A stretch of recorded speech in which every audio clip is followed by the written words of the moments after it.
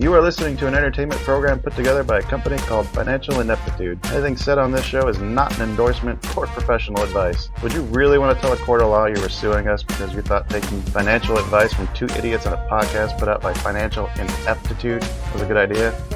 Really? Clown hat smiley face. Was I supposed to say that? Yeah. Or was I supposed to act that out? Hello and welcome to the China Shop. We are rolling the metal doors that protect the shop from vandals. We're rolling them up. Kind of pointless. Kicking that door open, letting everybody inside. Yeah, Wall Street's a bad place after dark, Kyle. This is what people are telling me. I'm just saying, why protect a bunch of smashed shit? Because it's our smashed shit, damn it. Fair enough. Oh, we're so glad you're here. Welcome. I'm Shopkeeper Dan. With me, as always, is Kyle, creator of FinancialIneptitude.com. How are you doing today, Kyle? I'm nervous. We have to talk about the bet results. We're closing out the month. Oh, what? We don't do a bet segment. What are you talking about? That's somebody else's show. It sounds like you didn't do too well either. Never made a bet in my life. Yeah. It's against my religion, don't you know? Okay. Yeah, my week's been great, too. Come on into the shop with us today, folks. Sit back, relax, have a few drinks, rage against the hedge machine. We want to welcome any new listeners just joining us. We're here smashing our way to a complete set of fine china. It's our china. We can smash it if we want to. We're sharing our ever-growing strategies for trying to maximize gains and cut those losses. And if you're new to the shop and stock trading in general, you can always check out the Knowledge Center on FinancialIneptitude.com, or you can give our beginning investing episode with Eddie Pence a listen. That's always a good time. That was a good one. We'll have that link in the episode description, but best place to be to hang out is on our Discord server. Kyle and I are on there every day. It's really just an awesome place to be. And if you do join that Discord server, send us a private message or an email with your mailing address, and we'll send you a smash-it-yourself mug straight from the shop. We're just so glad you're here. It's lots of fun. It's even more fun with friends. We're just so excited. Great show today. Great show. How do you know that? We haven't finished it. Well, I just know that all the stuff we went over and are talking about, I'm just bubbling with anticipation to talk to everybody else about. Good. Going to be a great show then. Yeah. Going to be. I don't know if I tell you this, Kyle. I can tell the future, but just not when it comes to stock prices. No, yeah, that's not a helpful... Or the lottery, or in a casino. Or anything that can make you money. No. I can tell your future, and if you pay me money, then it's all good. Nice.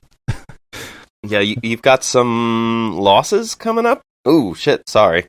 You dick. Let's move on. Let's get to the... Oh, Kyle, we got any show news? Well, we got our month-end review coming up this week. That'll drop on Wednesday. We got Richard Friesen coming in to join us for a portion of that, so we can talk about our progress with the Mind Muscles program that he gave us access to.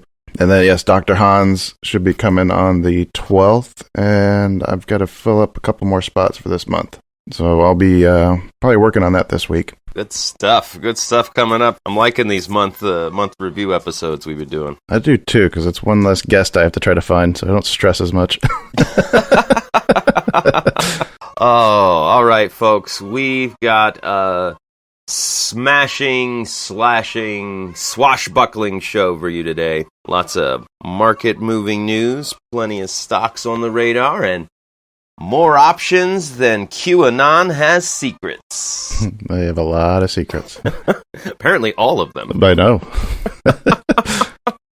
Oh, I actually read a story that the White House is getting a new cat. And I don't know if you've been reading about the scandals of Major Biden, the dog that's biting. I think either the cat is a Russian agent, or they should just name the cat Q. And we can start claiming the cat is QAnon. Oh, that's probably going to get cut. That's ridiculous. Probably. Reach out to us, folks. We love your messages and comments on Twitter, Facebook, TikTok, Discord. If you're old school, just send us an email or a phone call. Where you reach us at the number 2 bulls at financialineptitude.com. You 2 bulls. Number 2 bulls. Or shoot us a phone call, 725-22-bulls. Maybe you got a hot stock tip. Maybe you want to tell us about a great trade you just made. Or maybe you also are getting a new cat that you want to name QAnon. It doesn't matter. We love it when you reach out. Guess you're not cutting that. Now I can't cut it. Because I did a callback. Nice. And then that brings us to news, right? We don't have any segment between now and news, right? No, unfortunately, we've got to cover the bet. I made money this week. Did you? I did. I made a couple bucks, just not enough. Yeah, me neither. I should have swung for the fences, and I was looking for a single. All right. Well, I went with CVM, Cel-Sci. I opened the week at 23.52, closed the week at 24.17, which is annoying because it peaked at like 27.80 and then it just kind of deflated for the rest of the week. Yeah. So I took my bet total up to $433.39 from 422. So I'm not winning this week. Not too shabby. You're just down a few percentage points from where you started? Yeah, I didn't do too well. All right. Well, Kyle, I had a great week. ESNT opened at 52.09, closed the week at 52.58 for, about 1% gain. Brings my total from $541.10 up to $546.19. So, I got a solid 9% gain for the month. That's not too bad. That's not too bad. And you would be giving me consequences if it wasn't for this. The random stock went very safe, chose a fucking ETF, bastard. God, what a dick. What a dick. SWAN opened at 33.50 and didn't do anything. It closed at 32.28. So the random closed the month out at $576.38. Oh. So we'll be announcing those consequences that we both have to do for losing to the random and that month-end review show. Mm-hmm. And I'm not looking forward to this one. This is going to be embarrassing. Oh, fuck. This is awful. Whose idea was this? I blame that QAnon cat. I was going to just link it to Sue, but I figure I should probably tell her first. Damn it, Sue. Why'd you do this to us? So, yeah, that's going to be a fun one. Yes. Stay tuned. In our monthly review, we'll reveal what terrible, terrible things we have to do to ourselves because random fucking dartboard stocks beat our picks for the month of April. Just destroyed us. 1 week, too. It lost money every other week, it seemed like. And if you want to bet along and destroy us, you can. Post on Discord, email the show, call in. Get your picks in for each of the weeks and play along. It's just a great time. All right, before we move on to news, let's go back over the poll results from last week. Oh, yeah. We talked about Microsoft Teams offering their virtual commute. The question was asked if anybody missed their drive so much that they take part in. They were looking to use a virtual substitute. It was about 75% said no, and the other 25% said, what the fuck? Not seeing a whole lot of interest in that. No, we didn't have a whole lot of turnout on this one, but not a single yes. Not even to be funny. Nobody cares. Yeah. I have to confess that I don't remember voting on the poll myself. Oh, what would you have picked? Probably yes, just to be funny. I kind of wanted to try it out just to see what the fuck it is. We use Teams at my office, but I don't care that much. I wonder if that's what crashed Teams. I think it was out I think it had a bit of an outage last week. Too many people were virtually driving home. Could you imagine contacting customer support to be like, look, my virtual drive home is glitchy, okay? I need this. I can't just cut this short. Right? Keeps dropping out in the middle of it. I got to sit back and wait to reconnect. Very stressful. This is supposed to be relaxing. Very stressful. Or if it drops out in the middle of that virtual commute, does it just look like a traffic jam and doesn't move?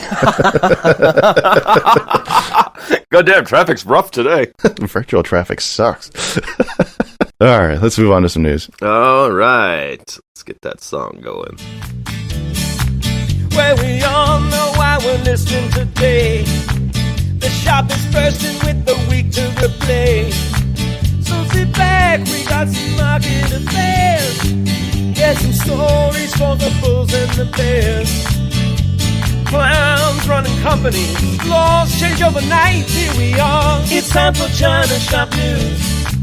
Yeah, now it's time for China Shop News. Okay, Kyle. A lot of big stuff happening this past week. Yeah, what was your big story? I think you had a good one to lead us off.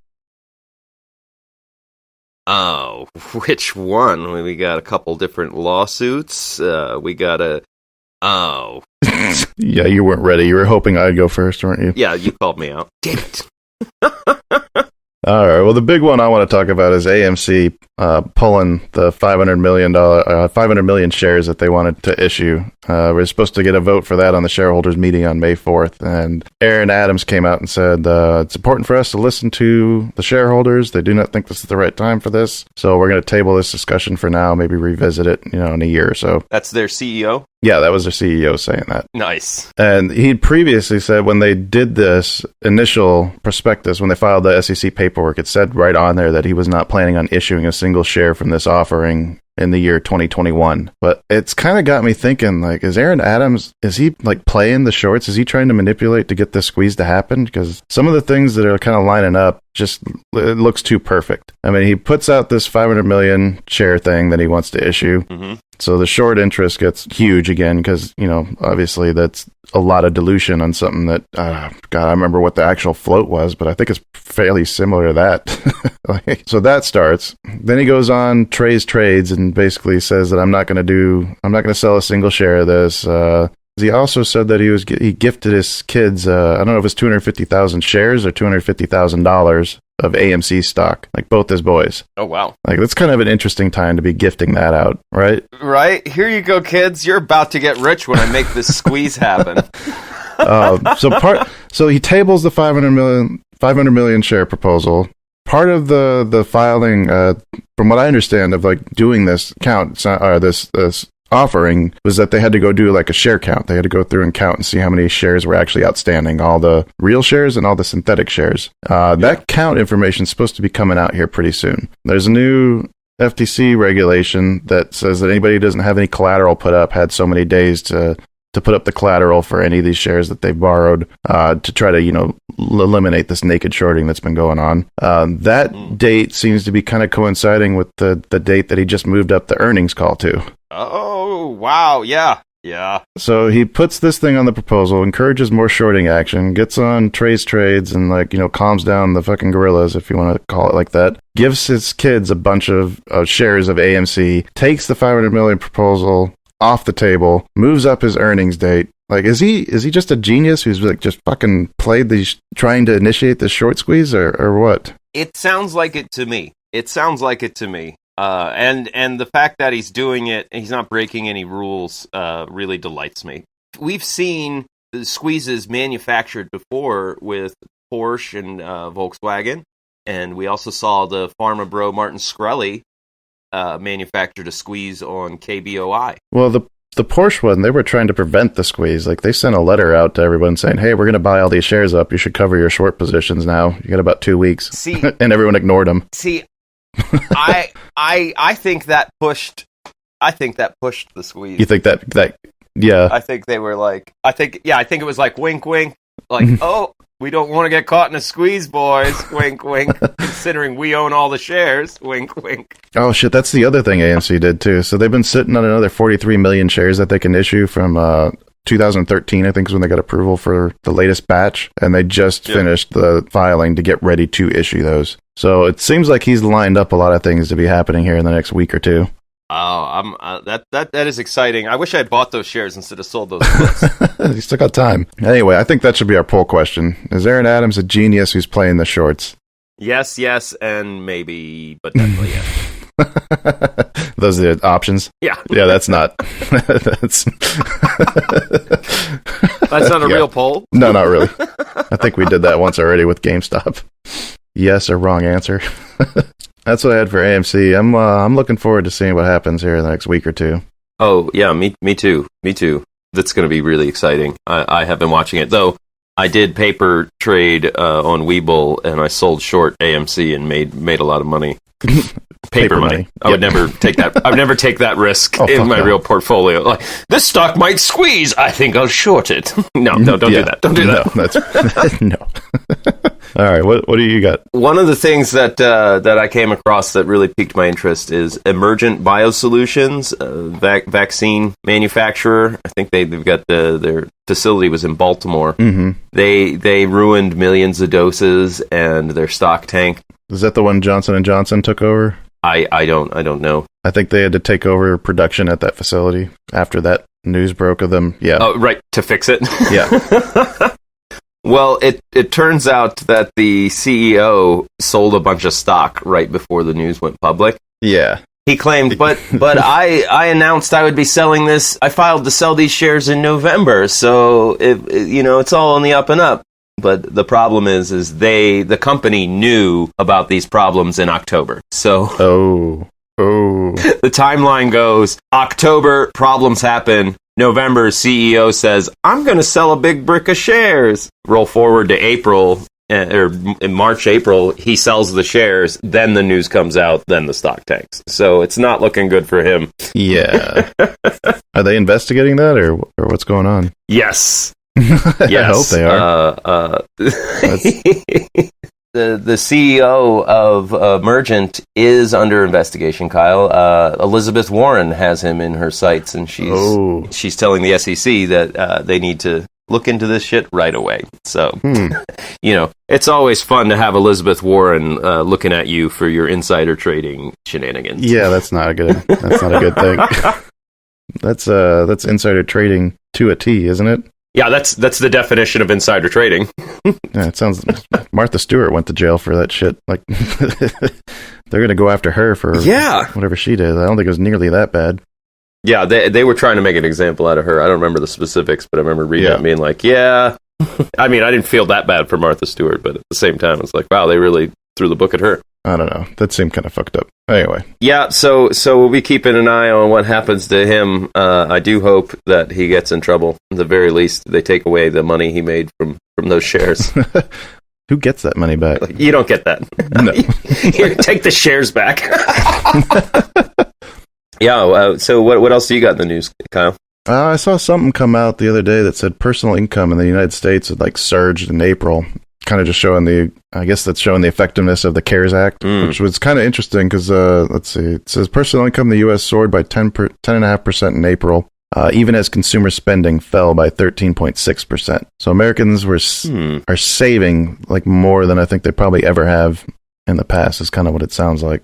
It's also, that has to be from the CARES Act, right? Because there's still a lot of people trying to get jobs that still can't, right? And weren't we just talking about that last week? I guess what we were talking about was businesses trying to hire people, but people aren't showing up. Oh, that's right. Okay. Well, that might explain why.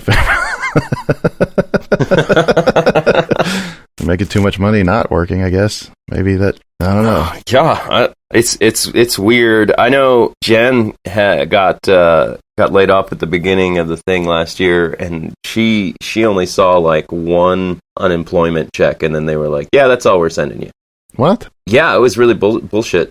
She spent about 3 months fighting and going down to different offices and stuff, and eventually just gave up. Huh. That's fucking weird. So I don't know where all this, who's getting all this money, but somebody's getting a lot of money, and they're not spending it too. Which I'm always surprised when people are given money and they don't spend it. Didn't you just post a graphic too, showing the amount of money that's in the supply, and just showing how much it shot up in the last year? Yeah, it's crazy. When I came across that, I almost didn't believe it, because years ago I was trying to find where the numbers for the total money supply were, and I couldn't do it. This is maybe 10, 15 years ago. I even forget why I was so obsessed with it, but I couldn't find it. And then I came across a thing on Reddit, and it was a graph that showed they call it the M3.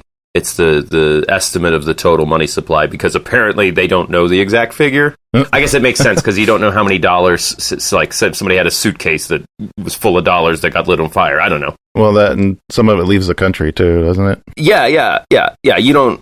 So I guess it's okay. They don't know the exact figure, but yeah, you look at the chart, and then it hits 2020, and it just shoots to the fucking roof. We had 16 trillion, and then it shot up to 26 trillion. So they are literally just printing money like it's nothing. Like tomorrow doesn't matter. Yeah. Oh, God. Yeah, there's going to be a price to pay for all this when everything settles out, but hopefully that won't be for a little bit. No, we're bullish on everything all the time, always. It's only ever going to go up, Kyle. You just need all the stocks to go up faster than the money keeps going up. That's all we need. All right, what else you got, Dad? That Amazon union vote. Yeah. Apparently, the union is suing to get that vote overturned because they said Amazon was going around telling their workers that if the union passed, that they would shut down the factory.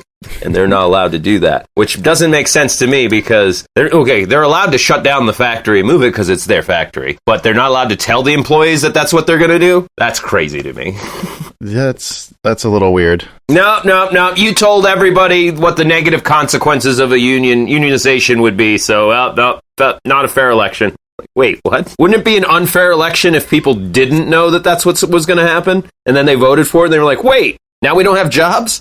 So if they overturn the vote and unionize it, and then Amazon does close it down, then what happens? Yeah, good question. Yeah, that's just bizarre all the way around. Yeah. So we'll see if they manage to get it overturned. It's mind-boggling that's going to be the argument. Because what I really wonder is, does this union actually believe Amazon is bluffing? I don't know. I wouldn't believe that. They don't look at everything like people do. Like they don't. I think if it's any company that treats everyone like a number, it'd probably be Amazon. Yes. The ones that are going full robots, whose CEO may be a robot. Yeah, that's right, Jeff Bezos. Two Bulls is calling you out for being a robot. Come on our show and prove you're not. Reverse Turing test. Terminator 2 test. Cut the skin off your arm. See what we see. Does he always wear gloves? I forgot to look at that. Oh, shit. But what I don't understand, Kyle, is if I am a union, let's say I'm running the union, right? Mm-hmm. I ostensibly, part of what I'm doing is that I'm trying to get better working conditions for workers, and I'm not going to do that through, labor laws. I'm going to do that through collecting dues and negotiations. Okay. Right. Well, if I'm a union and I collect dues and that's the source of my income and my power, how is getting a union in the Amazon warehouse that gets the warehouse shut down and moved, how does that help the union? I'm sure they'd probably be bringing litigation in there somewhere. How does that help the workers? It probably wouldn't help the workers, but I'm sure the union would try to sue. Well, can you sue a company to keep their factory there? That doesn't make any sense. I'm pretty sure you can sue for just about anything. It's whether or not you win. Oh, yeah. That's true. Then if it's going to cost Amazon a bunch of money going to litigation. And if it's just a threat to sue, that's free. Yeah, exactly. Just like the threat to close down a factory should have been free. Oh, so we'll find out what happens. All right, you got anything else? Did I have anything else? I got one more, just kind of something that was just kind of interesting, caught my eye. It was about the price of lumber. I don't know if you've been paying any attention to that, but apparently wood has gotten really fucking expensive. Oh, yeah. Let's see. What is the key fact here is the surge in lumber prices in the past year has added about $36,000 to the price of an average new single-family home, and about $13,000 to the value to the average new multifamily home. It's a multifamily home. Is that like a duplex? Yeah, I believe so. Okay. Yeah, so an extra $36,000 just in the cost of wood. And I thought I'd seen people on Twitter saying that they're like trading wood futures and saying that that's where the money's at now. Get out of all these stocks. Go trade wood. Oh, shit. Yeah, that's old world trading. I was joking around the Discord. I was going to go plant some trees in my backyard and call it my new long-term portfolio. There you go. Lumber prices keep setting a new record almost daily. It's up 67% this year and 340% from a year ago. God damn. Wow. I'm going to start saving all the seeds for my apples so I can sell them as lumber futures. And then don't think, too, this isn't... Oh, nice. This isn't just like the 2x4s and stuff. Like, you're talking about like cabinet stores, windows, flooring, like everything. Yeah, and it doesn't seem to be slowing down either. Oh, I know right now in Tucson, the real estate market is so insane that like people are staying at my hotel more and more because they've sold their house, but they don't have a new one. Yeah. And they'll say things to me, all of them. There's literally 4 different families living at my hotel right now. All of them said, yeah, we put our house on the market and we got 10 offers in the first 2 hours. Yeah, that's kind of going around here too. That wasn't a clue to you that it might be hard and you might want to have your next house lined up before this one sells? Yeah, that's what the wife and I were talking, because I think we're seeing like 25% of the supply of new homes or homes on the market here in Illinois with the same number of buyers. And it's like, if we wanted to get out of this house, this would be the time to do it. But, good luck finding another one. Yeah, where are you going to go? Yeah. Exactly. So, but it does look like it's a lot of the building materials. The price of gypsum, which makes up like drywall, is up nearly 7% from a year ago. Steel mill products are up about 18% in March from last year. Wow. Price of copper is at a record high this month, 27% year to date. And then even just the cost of land is up. This probably actually has more to do with the pandemic than anything else. I think a lot of people are trying to get out of the city and get out into the suburbs again, or at least out in the country away from everybody. I think that probably is more has to do with what's going on here than anything else. Okay, before we wrap up any news, do you have anything from Virgin Galactic? I'm just asking for a friend. Oh, goddammit, you're right. I did forget about that. Blue Origin did manage to launch, I think, the first tourists into space, beating Virgin Galactic to that mark. Ooh, ouch. Yeah, so Virgin Galactic's not been doing too well. I think it's down to like 22 a share. I'm still waiting for that test flight to get announced. We're in May now. Their earnings are coming up soon. I think they typically, let's see, they just tested the mothership again. I think it just ran out of test flight, and they said that historically about 2 weeks after that's when they do like the maiden flight or the actual test flight of the actual vessel. Wow. But yeah, it's not looking great for my my play on that. I might have to just cut bait here soon. I guess we'll see what happens when that test flight happens, and maybe I'll just get out after that, recoup some of the value from hopefully a positive flight. Yep. Yeah, fucking Bezos. And apparently Elon Musk and Bezos are going at it too about their space companies. I'd pay money to watch them box. I wouldn't want to fight an android. Well, that's just it. Bezos is an android, but Elon Musk has that Neuralink cybernetic enhancement shit, so his reflexes are really quick, you know? I was thinking Elon Musk would just know how to turn them off. Oh, it's like, I just popped this hatch over here, and and Musk has hit the off button. Bezos on the ropes. He's not even moving. It's like he got shut down. Okay, let's move on. I would like to give ourselves a quick pat on the back before we wrap up news. You remember during the election, we'd only been doing it a couple months, and there was a lot of tension and anxiety about if a Democrat got into office or what that would do to the market. Oh, yeah. And we here in the China shop, we're like, calm down. The market loves split Congress and a Democratic president. I know we got the 50-50, but that, to me, that's still split. Okay, pretty much. when you need 60 senators to pass legislation, that's split. We said that's actually the best conditions based on all the stuff we read about. Mm-hmm. New NPR did a news story that stocks have surged the most since FDR during Biden's first 100 days. No. We haven't seen a surge like this since FDR took office. So I'm just saying, we called it. Not my stocks. Oh, that's right. There's an addendum here. All the stocks, except for the ones Kyle is invested in, went up. I gotta look and see if my portfolio is up since he took office or not.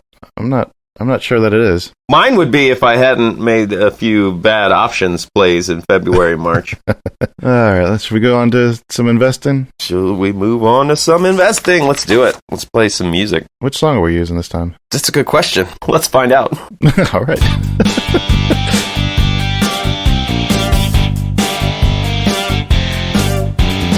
Now look at them bozos. That's the way to do it. Do your investing up commission free. That ain't working. That's the way to do it. Money in something like the S&P. It ain't certain, but that's the way to do it. Let me tell you, just play it long. Maybe get an index tracking marijuana. Maybe get some Arctic Space Fun. All right, Dan, you want to go first? No, I want you to go first. Okay, fine. The main thing that I tried to do this week was to get involved in a couple of the IPOs that TD Ameritrade was taking part in. Mm-hmm. I saw there was like 4 listings. There's like First Solar, and then there's a couple healthcare ones. And the healthcare ones were the ones that I was more interested in. First one was AVAH, like Avena Health or something like that. They run like a bunch of nursing homes and something that I think is, a good long-term bet. I tried to put in for about 200 shares on that. It priced out at $12 after initially pricing at like 16 or 17, and then closed Friday at 11.67. I did not get any of those shares, which probably was a good thing. But the one that I really wanted to get a piece of, PRVA, I put in for 500 shares to try to get a piece of that, and I got nothing again. That one priced at $23 for the IPO price, and it closed Friday at $36.80. So Tried again, got nothing. It's probably the fourth time I've tried to pick up something from an IPO that TD Ameritrade offers, and you've yet to get a single share from anything. I did go back through and just review the requirements to be eligible, and I know I'm eligible because it lets me put the numbers in, but the first one requirement is that you have to have 30 trades in 90 days. And I remember the first time I tried to take part, I went and just bought single shares of one of my favorite stocks just to get my number up. Since they didn't have commissions at that time, it was like, no, this is a stupid requirement. Buy one share, buy one share, buy one share, buy one share, buy one share. Got to that mark pretty easily. The second one I don't remember seeing on there, but apparently you have to have a value of $250,000 in the account being used to buy the IPO. So now I'm wondering if maybe that's why I'm not getting any shares. That's crazy. Yeah. It's like that fucking accredited investor bullshit that we always see. Yeah. So I'm going to have to dump some more money into this account, apparently, I think, if I want to actually get anything. But you think if you weren't eligible, it wouldn't let you even submit it. I'm not sure what's going on there. But yeah, I've yet to get anything. Kyle, you're allowed to ask out that supermodel all you want, but yeah, you're probably not going to get a date until you have $400,000 in your account. Yeah, I think what happens is TD Ameritrade just doesn't get very many shares. That's why I tried putting 500 in, because before I was just trying to do 100 and wasn't getting anything. I thought, well, maybe if I put a large number in, maybe I'll get, like a tenth of that or something. Because it has to go in 100 share blocks. Yeah. Maybe next time I'll do 10,000 shares, just see if I get any. But I'm afraid that I might actually get them all. Then I'd be really fucked. And it's an IPO, so it'll just dip right after opening. I know. Yeah. Well, that's the thing with that AVAH. I thought for sure I'd get at least a piece of that one, considering that they went back and lowered the price target, because that should indicate there wasn't enough interest in it, right? Yeah. Apparently not. Anyway, last thing that I've been really following closely is this Cel-Sci, my bet pick from last week, CVM. And I went through and I was reading through the results from their phase 2 trials. The phase 3 trial is the one that's just wrapping up and we're waiting on the data. God damn, this fucking thing looks impressive. So it's for head and neck cancer. It's a treatment to go with the chemo and the surgery to remove tumors. Mm-hmm. The phase 2 data is out there. You can look at it on their website. We'll put a link in the description for it. But let's see. An average of a 50% reduction in tumor cells in the phase 2 trial. It's based on 19 patients that took part in this study. 50% reduction. 50%? Before chemo and the surgery. And this is after 3 weeks of treatment. What? Oh my God. They've got a tumor drug. They've got a miracle tumor drug. 10.5% had complete response, meaning that the tumor was completely gone before they had to do any chemo or surgery. That's incredible. Yeah. Here's the adverse effects from the clinical trials, the side effects. Pain at the injection site, local minor bleeding and edema at the injection site, diarrhea, headache, nausea, and constipation. So the side effects are not even as bad as the fucking vaccine, and this might cure your cancer. Oh shit! Yeah, sign me up. If this drug makes it out of phase 3, CVM is going to be a household name. People will know Cel-Sci. Looking at this data, I don't know enough about I don't know how many drugs show these kind of results and then turn out to be complete bunk. But man, this thing, yeah. I'll tell you what, Kyle. I've never heard of a placebo shrinking tumors an average of 50%. Right. So the phase 3 data is going through review. We're supposed to be getting the readout on that here pretty soon. I think April 30th was the initial date that they were expecting it, but I don't think they ever hit those. The company Cel-Sci does not know that information until it's public. But Cel-Sci has, like we said yesterday, been hiring new people. They just built out a new clean room to manufacture all this stuff. Apparently this drug too, they're also investigating it for other immunodefenses, issues like people with HIV who get I don't know if I want to talk about anal warts on here, but apparently that's a big deal with people with HIV. Their Multikine treatment, they think can shows promise for treating that. Let's see, prostate cancer and a bunch of other different cancers. I think that it can work for. It has a bunch of different things that it shows promise in. I don't think any of the other trials have done anything other than the head and neck cancer that they're looking at right now. Mm-hmm. But if it gets approved for that, then they're going to start finding out. It sounds like that it can treat a whole lot of other things too. The other interesting thing about this drug is that it is off the shelf ready. Does not have to be tailored like any of the other cancer drugs. So they don't have to like take your DNA and like craft a dose for you. Like they just grab it off the shelf and stick you with it. Okay, that's huge news. That's so big. This is really big. I'm looking at closing out of some of my other long-term holdings and just start buying this up. I don't want to go all in because, you know, if something comes out with that phase 3 data and it's not good, and this is going to be a $2 stock, if that. Right. But goddamn, if the data looks really good, someone's going to buy this company and it's probably going to be buying it for like $300 a share. Yeah. Oh, that's, no, count me in. I'm, Yeah. I was selling all those puts on CVM just because they had the volatility.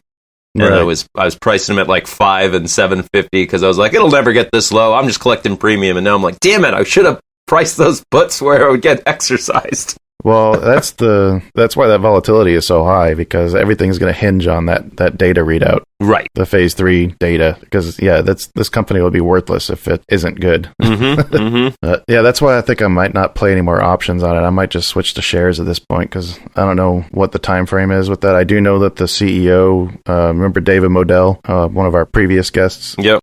He was trying to do a follow-up interview with him about this stuff, and he said it was too close to the readout date to talk to him, so he had to pass on it.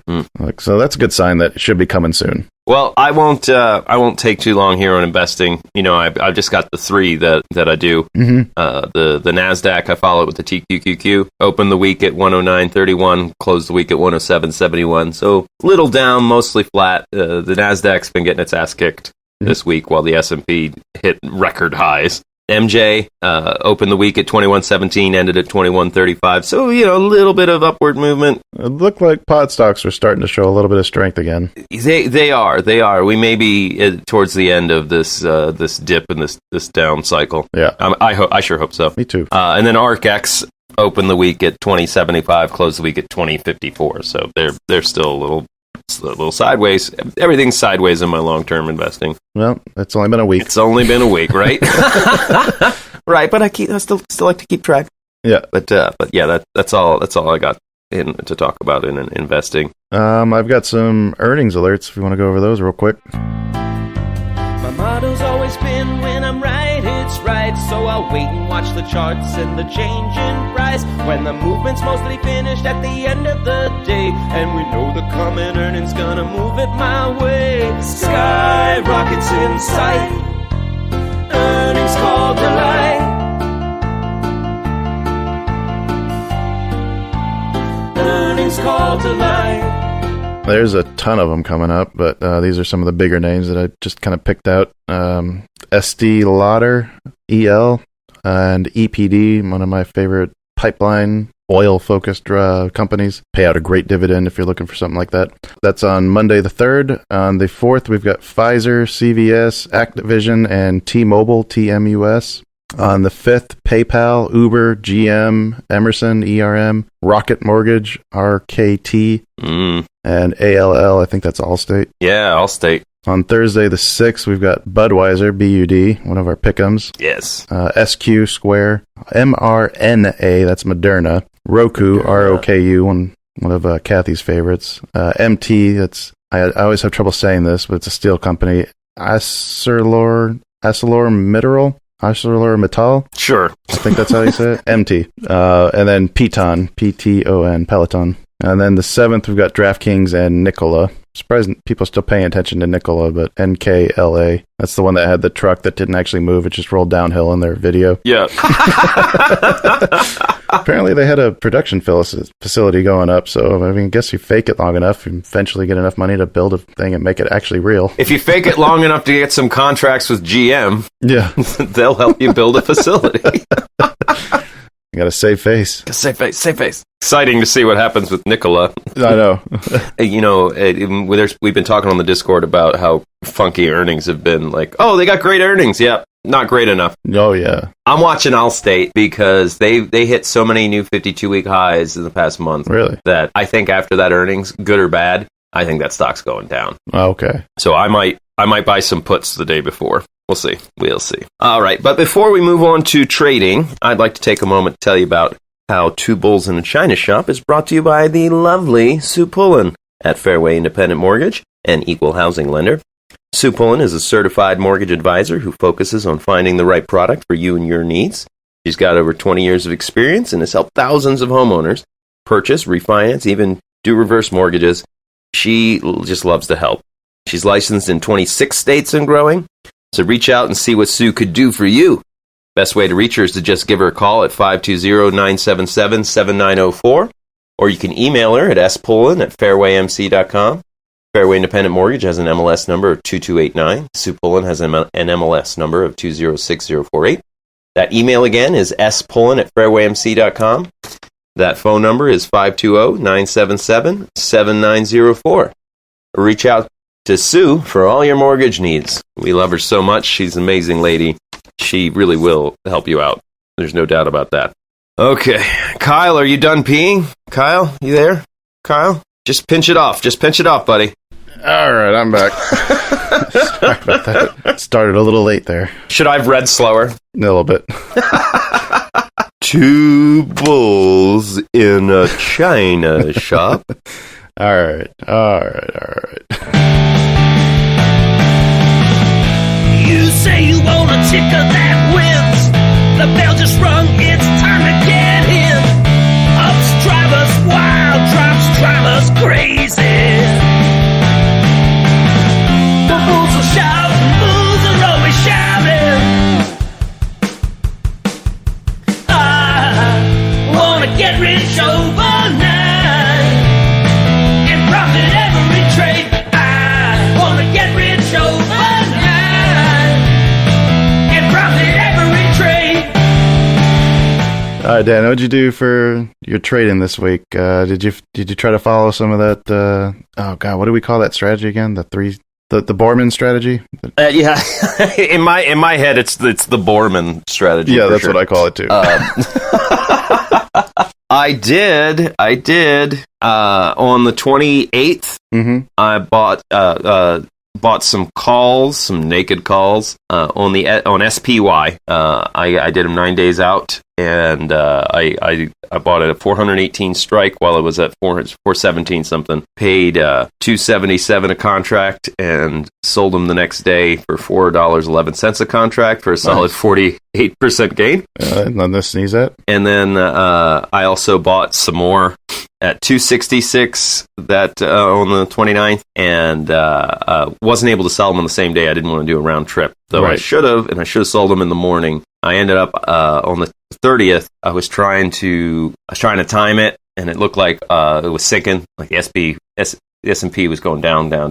Yeah. And I just missed. I missed. I ended up selling those at 252 for a loss. 5%. I mean, you kind of saved yourself. You're still up total for the trade. Yeah, it's still up. And then I tried to buy it in at the low, and but I moved my strike price so I wouldn't get a round trip. I bought some 419 strikes for 209, and they closed Friday at 209. So it went up a little bit in after hours too. It was kind of falling off towards the end because I ended up buying a 418 May 7th.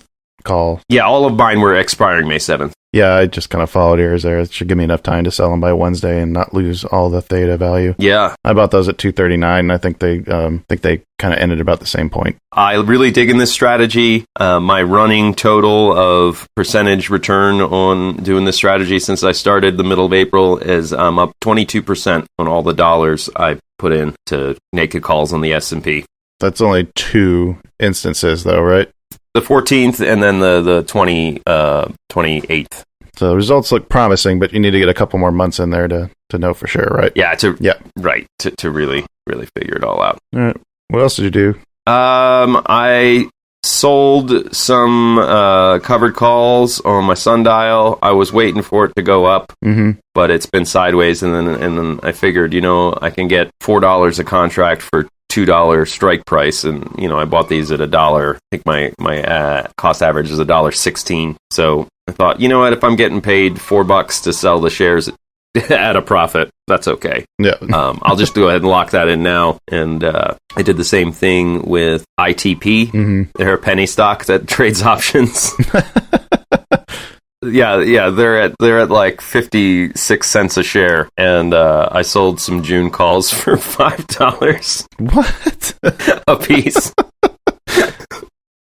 So I'm like, yeah, I'll go ahead and shave 10% off the price of these stocks. Now, the only problem when you're trading something that's so low, though, is the fees for that start eating into it a lot more, because it costs you like 67 cents a contract to trade, right? Takes a bigger chunk of your profits when you're selling premiums at such a low amount. Yeah, but that's okay. Yep. I think right now so far I haven't exited them, but I think right now just the money I've made from selling the calls has made me 8% on the cost of the shares. So yeah, we'll see how it ends out long term, but yeah, it's been a fun little experiment there. I closed out all my WWR puts for slight losses, but like 2, 3, 4%. Yeah, one was 2.66% loss, and the other one was like 4. I'm just trying to free up money to spend more on SPY calls is what I was doing. It's like these cash covered puts, they're moving nowhere. I want that cash. Yeah, the selling premiums, that's a long term plan, or at least for options.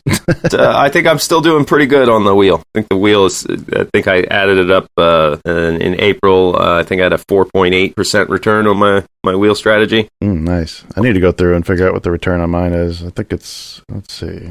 I think I made about 8% last month. Damn. For selling all the May contracts I did. Or I guess that'd be this month. That's fucking awesome. Part of the problem with doing the strategy that I'm working on now is that now I don't get to trade as much.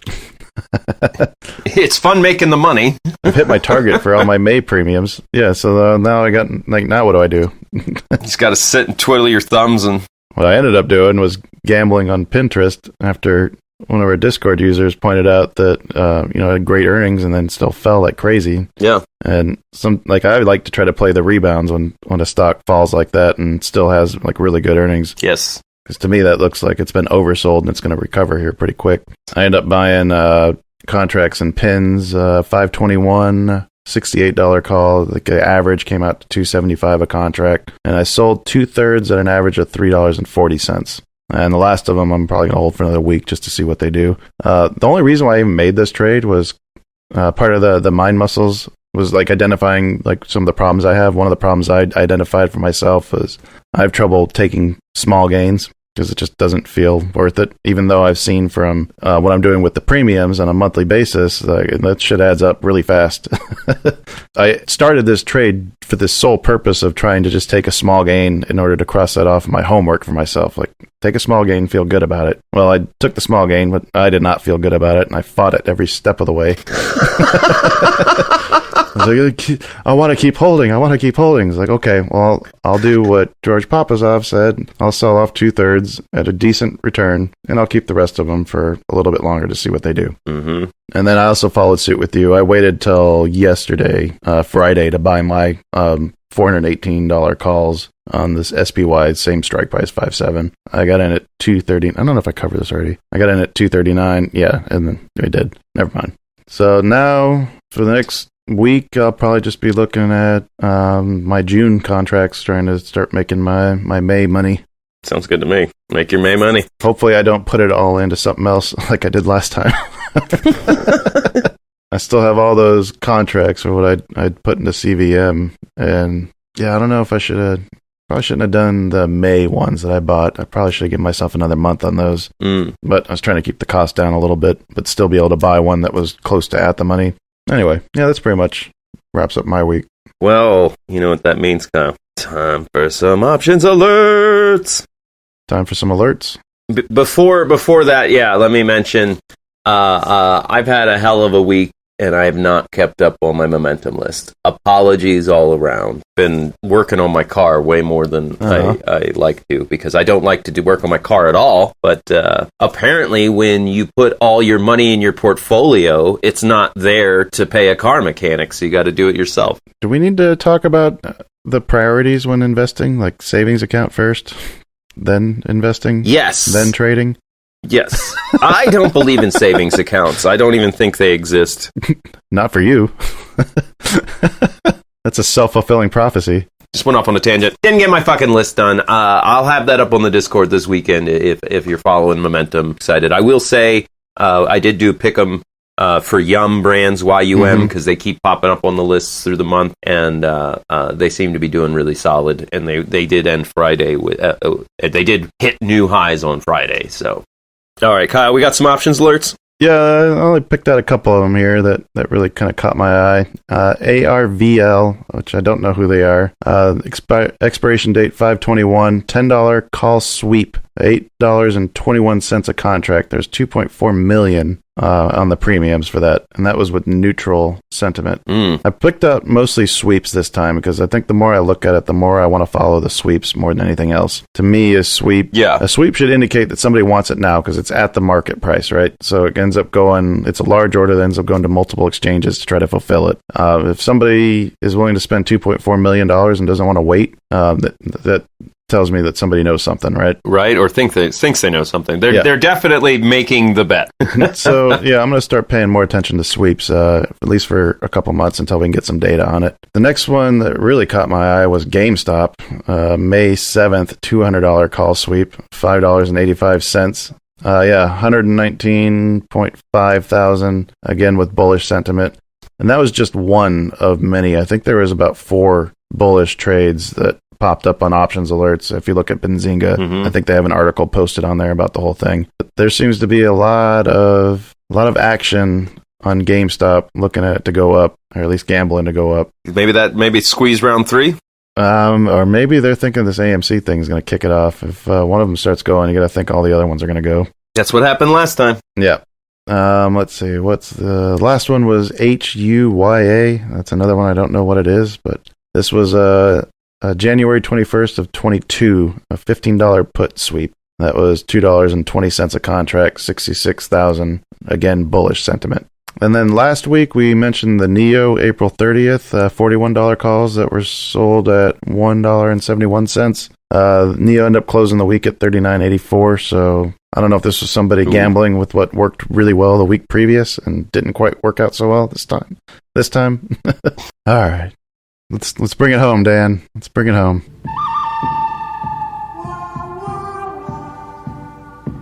The only really good thing I can chalk up this week is making 48% on an options trade with the S&P. I considered that to be pretty good. Yeah. That's good enough. I'll give you that one.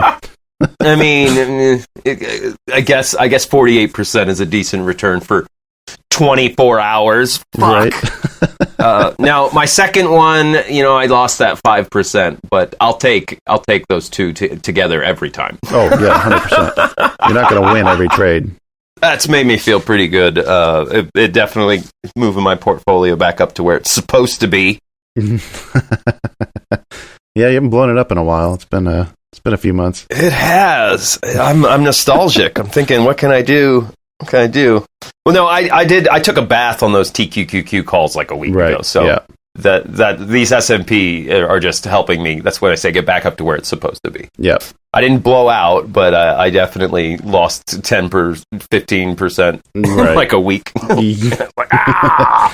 Right in the balls. Yeah, that's painful. You have to walk away sometimes for a little bit. What was your good? I was struggling to find something good from this week, and I ended up settling on investing in myself with my dedication to the Mind Muscles program. Yeah, I was going to say, you did the thing. You sold for the small gain. And it's not just that. I've been trying to do some of the other things. I got a few different homework items that I gave myself to try to fix some of my negative traits. That will be covered in the month-end episode with Richard Friesen, so I can get his opinion on feedback on what I've identified and my plan to try to shape those traits into something that's more beneficial to myself. That's a better good than making a 45% gain. Well, thank you. Because that's improving yourself and your process, which is going to help you long term. Yeah, too bad we don't have a bet running on that.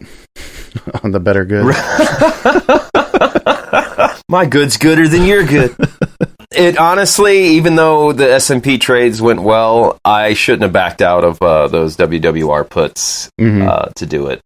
Where WWR is at, I really do anticipate them going up from where they're at. You're right. I think they're in the trough. They're at the bottom of their trough. But I was like anxious and eager, and let my excitement guide my trades more than my rational brain. So I considered it bad. Yeah, I would call it. Yeah. I mean, I only ended up taking like 2-3% losses. I mean, I didn't lose a lot of money on it, but it didn't come from the proper place. Right. That sounds like you need to have a plan for making sure you have those funds available the next time you want to try that strategy. Oh, I do, my friend. I do. All right. Well, good. Then you're learning from it. Yeah, hopefully. My bad is not getting any of those stupid IPO shares. 0 for 4. Aw, you wanted them so bad. I did. Oh, man. And then seeing how well that PRVA would have done, just kicking the balls. Fuck you, TD Ameritrade. Yeah. What was your ugly? My ugly was also my S&P calls. The ones that I sold for the loss. Yeah. Was ugly because two things, and not the loss, but I sold them because I thought that I could tell what the S&P was about to do, and I can't. That's just crazy.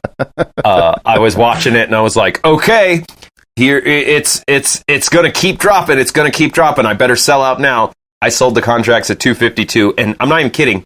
10 minutes later, the contracts were back up in the 270s. Right. And I bought them at 266. So if I'd waited 10 minutes, I would have at least made a gain.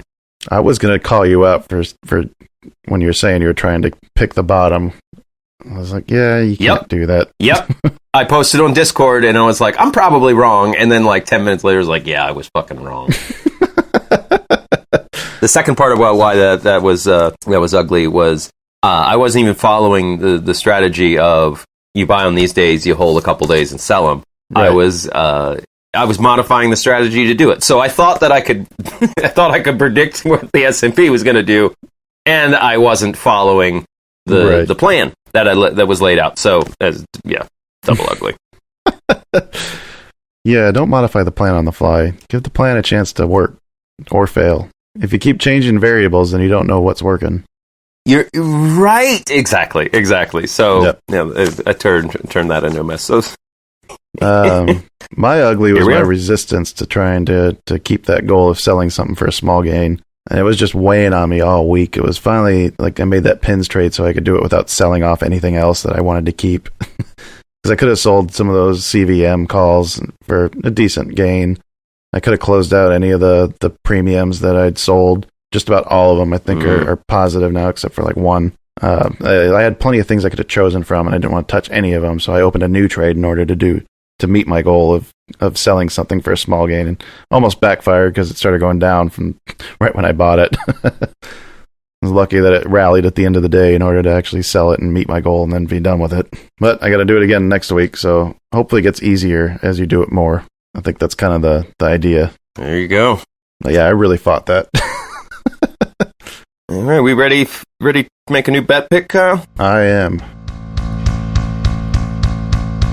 Stars in the center of a universe. That's for every one of us. Consequence for one of us. Make our picks with no regret. Every open, every close, every spread is the mighty bet. Got your stuff lined up? I'm ready. I get to go first too, right? As is tradition. As is tradition. It's becoming that now. But it's a new month, so we're starting out with a fresh 5. Yes, thank God. My bet should come as no surprise for anyone who's been listening this week and last week. CVM. I think I'm just going to run this one the whole week or month, possibly until it actually releases that data. Are you really just gonna? Are you calling that right now? You're gonna CVM is your pick for the month? I'm planning on just holding it until that data actually gets released. Yeah, that's pretty much what I'm doing. Okay, so if 3 weeks in the data gets released, you might change it. Yeah. We'll give you the opportunity to change, but yes. If you're saying you want to get it now and hold it and get those weekends and the pre-markets in there, okay, that's what I want. Oh, and you know what? I don't think you're wrong. I'm actually like, oh shit, I'm gonna have a hard time beating that. It's the less exciting to make picks, but I want to win. And I really like this stock. Okay, all right. Well, I'm gonna do something I haven't ever done for the bet. You're going to short mine? I'm not gonna short yours. No, I'm not gonna short CVM. I'm gonna short Allstate. I like that. I am gonna short ALL. Their 1 month chart, like, it's all up. Do you want to short it now, or do you want to wait until like right before it closes on the day earnings are coming out? What's the day earnings come out? It should be after the bell on Wednesday. Okay, so yeah, I'm gonna try and short them right before the bell closes. Are you gonna buy them before that? Yeah, why not do something fucking crazy like that? Buy them on Monday. I like that strategy because buy on Monday. Wait, enjoy the run up of anticipation, then jump out right at the right before the report comes out. All right, so I'm gonna buy them on Monday, sell them and short end of day Wednesday. Let's see how that does for me. I like it. All right, ready for a random? Yes, very, very ready. Cameco Corporation. Cameco. Oil, gas, consumable fuels, based in Canada. Oh shit, oil's doing good right now. It looks like it's consolidating. If you look at the peaks, the higher lows, and it keeps bouncing right off of 16. That looks like it might be due for a move here soon. Well, we'll find out. CCJ. Fucking random. Make note of that so I don't forget. Fucking random. Random's such a dick. There you have it. The new bet picks. Come back with us next week and find out how we did. Get your bet picks in. Try and beat us. And then check out our end of month review when we unveil the consequences for both me and Dan. Yeah, that'll be dropping this Wednesday. The first ever double loss. Oh, lost to the random. Double loss. Oh, I guess I could take some solace that you're feeling the pain along with me. Oh yeah, we will definitely be feeling this pain.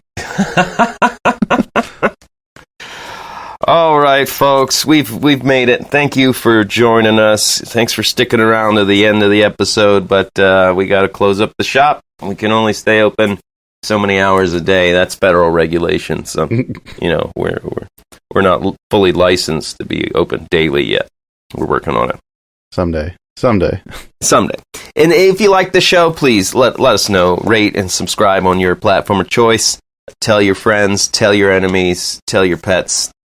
Tell your pets' enemies. Just spread the word. The China shop's a lot more fun. The more people we get inside, can really wreck up the place. We just love it when you're here. And if you don't have any friends and hate social media, you want to just give us money to pay for advertising to help you find more friends, you can donate at the PayPal link in the episode description. We like that too. We like that too. It's a big shop. There's room for everybody. We're just so pleased that you've stuck around. And until next time, happy trades. Bye, folks.